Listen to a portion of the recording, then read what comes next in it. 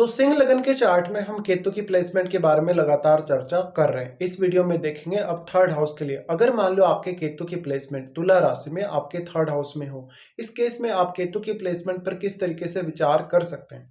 यहाँ अगर केतु स्थित है तो आपको यहाँ पे जो आपकी क्वालिटीज हैं खुद की, जो आपका नेचुरल टैलेंट है, उसको पहचानने में दिक्कतें होंगी। यहाँ केतु के स्थित रहने से अपने भाई बहनों, पड़ोसियों और रिश्तेदारों के साथ डील करने में आसानी नहीं होने वाली। हो सकता है कि आपका उनके साथ कोई मतभेद चल रहा हो या आपको कुछ बातों में उनसे कन्फ्यूजन हो। यहाँ केतु के होते हुए अब आपका जो एफर्ट होगा, खुद का जो प्रयास होगा, वो सही दिशा में नहीं होगा, जिससे आपको ज़्यादा प्रयास करना पड़ेगा और आपको समय भी अधिक लगेगा। इसलिए इस प्रकार का केतु थोड़ा आपको फ्रस्ट्रेट कर सकता है। अब आप क्योंकि फायरी साइन से रिप्रेजेंट होते हैं, यानी आपका जो प्रतिनिधित्व करता है वो है सूर्य, और आप काफ़ी ज़्यादा एनर्जेटिक व्यक्ति हैं। लेकिन थर्ड हाउस में केतु बैठे, तो केतु के साथ अगर यहाँ कोई फायरी प्लेनेट अगर बैठेगा तो यहाँ पे फिर फायर के बढ़ने के चांसेस और ज़्यादा रहेंगे। जैसे अगर मंगल जैसा ग्रह यहाँ होगा या इवन सूर्य भी अगर यहाँ होंगे, तो फिर आपको रिश्तों में कुछ समस्याओं का सामना जरूर ही करना पड़ेगा।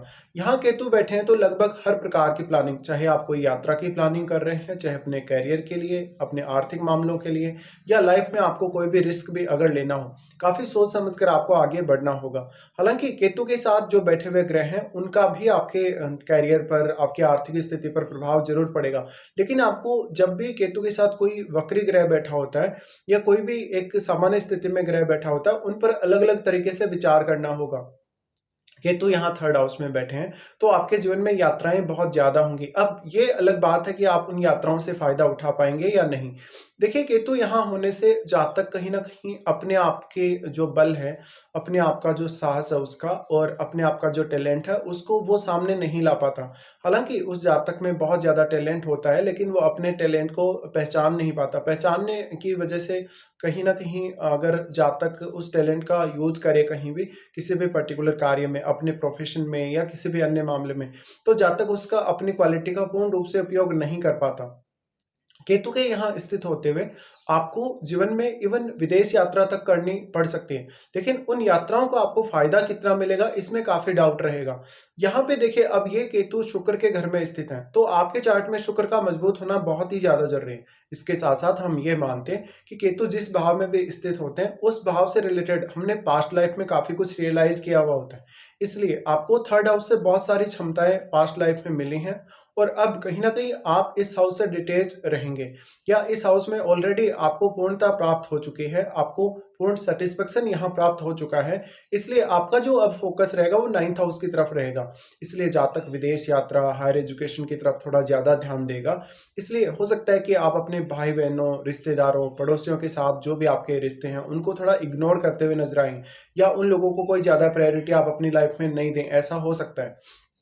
केतु यही होता है कि जिस भी भाव में वो बैठते हैं, वो उस हाउस की एनर्जी को एब्जॉर्ब करने का काम करते हैं, और हम यही मानते हैं कि केतु कहीं ना कहीं उस हाउस की क्वालिटीज को एब्जॉर्ब करते हैं, सोखते हैं, उस भाव में एक भूख सी पैदा कर देते हैं, या उस भाव में एक कमी सी पैदा कर देते हैं। इसलिए अब आपको अपना एफर्ट हमेशा प्रायोरिटी देना होगा कहीं ना कहीं, या हमेशा अपने एफर्ट को एक ऑप्टिमम लेवल तक रखना होगा, क्योंकि यहाँ केतु के होने से लगभग प्रत्येक कार्य को करते समय आपको कठिनाइयां आएंगी। उन कठिनाइयों से किस प्रकार से आप बचकर निकलते हैं, या उन कठिनाइयों का आप कैसे सामना करते हैं, लगभग हर कार्य के प्रति आपको ज्यादा अलर्ट होना पड़ेगा। आपका जो डायरेक्शन है आपके हार्डवर्क का, वो सही दिशा में होना चाहिए। इसके साथ साथ आपकी निर्णय क्षमता, आपकी साहसिक क्षमता, आपके जीवन में रिस्क लेने की क्षमता इससे काफी प्रभावित होगी। साथ ही जो थर्ड हाउस है उसको हम अपने नेचुरल टैलेंट के लिए तो मानते ही मानते हैं, लेकिन हम कितना ज्यादा जीवन में रिस्क ले सकते हैं अगर हम कोई भी बिजनेस करें। तो अगर आप कोई बिजनेस करने के लिए जाएंगे, यहाँ हो सकता है कि आप अपनी खुद की क्वालिटीज का उतने अच्छे से यूज ना कर पाए। इस प्रकार का जातक बहुत ज्यादा जिज्ञासु होगा, लेकिन उसकी जिज्ञासु प्रवृत्ति कभी भी शांत होगी नहीं। अब यहाँ पे एक ही ग्रह है जो यहाँ केतु को कुछ हद तक अच्छा बना सकता है, या उस पर एक पॉजिटिव इम्पैक्ट डाल सकता है, वह है जुपिटर। क्योंकि जुपिटर और केतु का जो डोमेन है वो एक जैसा सा है, तो यहाँ पे अगर जुपिटर स्थित हुए तो फिर वो वक्री नहीं होने चाहिए। अगर यहाँ पर जुपिटर स्थित है तो कुछ हद तक आप अपने ज्ञान, बुद्धि या विवेक का सही इस्तेमाल कर सकेंगे। केतु के साथ जो भी प्लेनेट स्थित होगा उसकी क्वालिटीज को भी केतु कहीं ना कहीं एब्जॉर्ब करने का काम करेंगे। लेकिन अगर वो ग्रह मार्गी है या वक्री है तो आपको अलग अलग तरीके से विचार करना होगा। जैसे मान लीजिए यहाँ पर कोई भी ग्रह अगर बैठता है, तो अगर वक्री ग्रह के केस में हम देखें, वक्री ग्रह के केस में केतु उस ग्रह के बहुत ज़्यादा हो सकता है करीब हो सकता है डिग्री वाइज डिफरेंस उतना ज़्यादा ना हो, या कितना भी मान लीजिए डिग्री डिफरेंस हो, लेकिन फिर भी केतु का बहुत हाई इंपैक्ट उस ग्रह पर पड़ेगा। इसके साथ साथ वो ग्रह शुक्र के साथ कैसा रिलेशन रखता है, यानी क्या वो यहाँ अपने मित्र के घर में स्थित है, क्या अपने शत्रु के घर में स्थित है, साथ ही वो थर्ड हाउस की जो आपकी क्वालिटीज हैं या थर्ड हाउस के जो रिलेटेड आपके कार्य हैं उन पर किस प्रकार का प्रभाव डाल सकता है। जैसे अगर यहाँ मंगल बैठेगा तो आपको ज्यादा से ज्यादा आक्रामक बनाएगा। अगर मंगल यहाँ रेट्रोग्रेड होके बैठे हो तब आपको भाई बहनों, रिश्तेदारों, पड़ोसियों के साथ काफी ज्यादा लड़ाई झगड़ा हो सकता है। तो इस तरीके से आपको विचार करना। अगर यहाँ सूर्य भी बैठे हो इवन, तो भी आप बहुत ज्यादा हार्डवर्किंग तो होंगे, लेकिन कहीं ना कहीं आपको ऐसा लगेगा कि आपका जो हार्डवर्क है वो सही दिशा में काम नहीं कर रहा, या आपको खुद ज्यादा अच्छे से प्लान करने की अभी भी आवश्यकता है। यहाँ पे अगर शनि जैसा ग्रह होगा, शनि जैसा ग्रह होने के केस में भी आपका हार्डवर्क काफी बढ़ेगा, लेकिन अगर शनि रेट्रोग्रेड हो जाए उस केस में जरूर आपको थोड़ी सहायता मिल सकती है। इसके साथ साथ अन्य ग्रह जैसे कि मान लीजिए आपका यहाँ बुध बैठा होगा, या किसी भी आपके चार्ट में अन्य भाव का स्वामी भी अगर यहाँ होगा, तो आपको उसके हिसाब से विचार करना होगा और उस भाव विशेष पे भी फोकस करना होगा जिसका वो ग्रह स्वामी। अगर मान लीजिए आपका यहाँ चंद्रमा बैठे हो, चंद्रमा बैठे होने के केस में आपका नेचुरल टैलेंट, आपकी इमेजिनेशन और आपकी जो अन्य स्किल्स हैं जो चंद्रमा से जुड़ी हैं, कहीं ना कहीं उनका प्रयोग करते हुए आपको उतनी ज्यादा आसानी नहीं होगी। यहाँ पे चंद्रमा का बैठा होना आपको बहुत जल्दी मानसिक रूप से थका देगा, या आपको बहुत जल्दी कहीं ना कहीं डिप्रेशन में, एंग्जाइटी में ला देगा। अब मान लीजिए यहाँ पे किसी का शनि जैसा ग्रह बैठा हो, शनि जैसा ग्रह बैठा हो तो उस केस में क्योंकि ऑलरेडी जातक बहुत ज्यादा हार्डवर्किंग होगा, लेकिन वो कहीं ना कहीं रिस्क ले सकेगा शनि के यहाँ बैठे होने से।